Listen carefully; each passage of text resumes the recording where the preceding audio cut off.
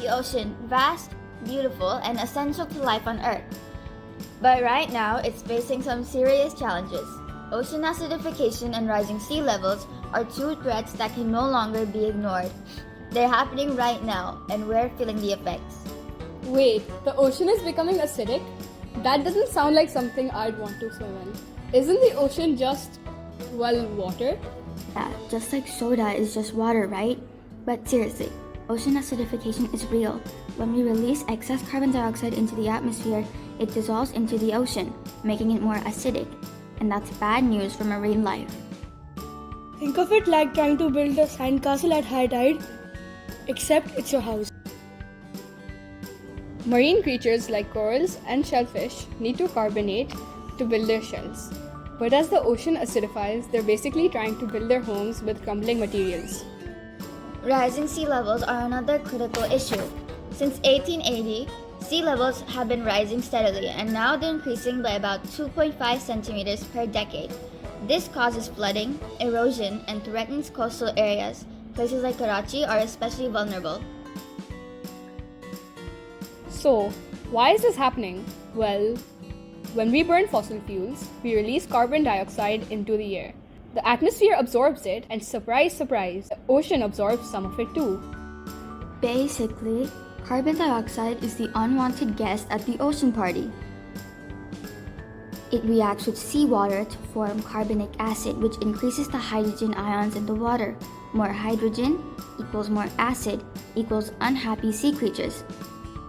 Not exactly the recipe for a healthy ocean. So all this is happening because we can't stop driving cars and burning coal. We are really doing this to ourselves? Exactly. And to make matters worse, deforestation accelerates the problem. When we cut down trees, all the carbon they stored gets released back into the atmosphere. If we keep this up, things are going to get worse.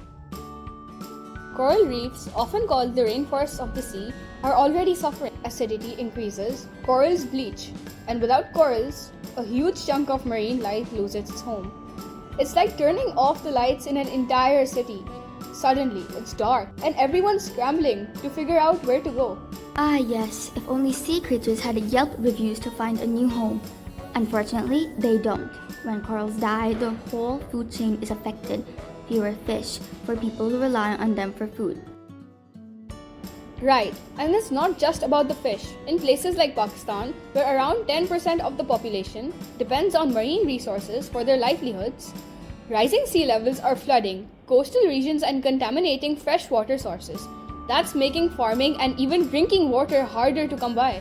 So what's being done about this? On a global scale, the Paris Agreement represents a step forward.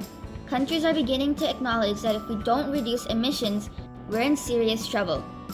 You mean the Paris Agreement is actually doing something? I always thought it was just a nice dinner party where everyone agrees to change, but nothing actually happens. It's not just talk. The Paris Agreement is about limiting global warming and reducing emissions. The goal is clear. Less CO2 equals less acidification and slower sea level rise.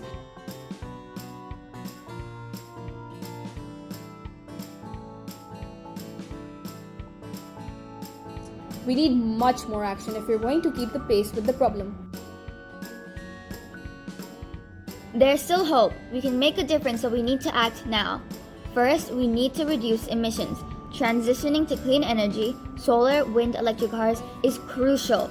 The less CO2 we release, the less acidification we'll see in the ocean. Think of it like turning the TV off after watching a reality show marathon. There's no reason to keep it on, and it'll feel so much better when you do. Another key step is restoring ecosystems like mangroves and coral reefs. These natural barriers protect against storms, erosion, and rising sea levels. They also provide vital habitats for marine life. And finally, education. The more people understand what's happening, the more they'll be motivated to take action. Communities need to know that ocean acidification and rising sea levels are problems that affect everyone.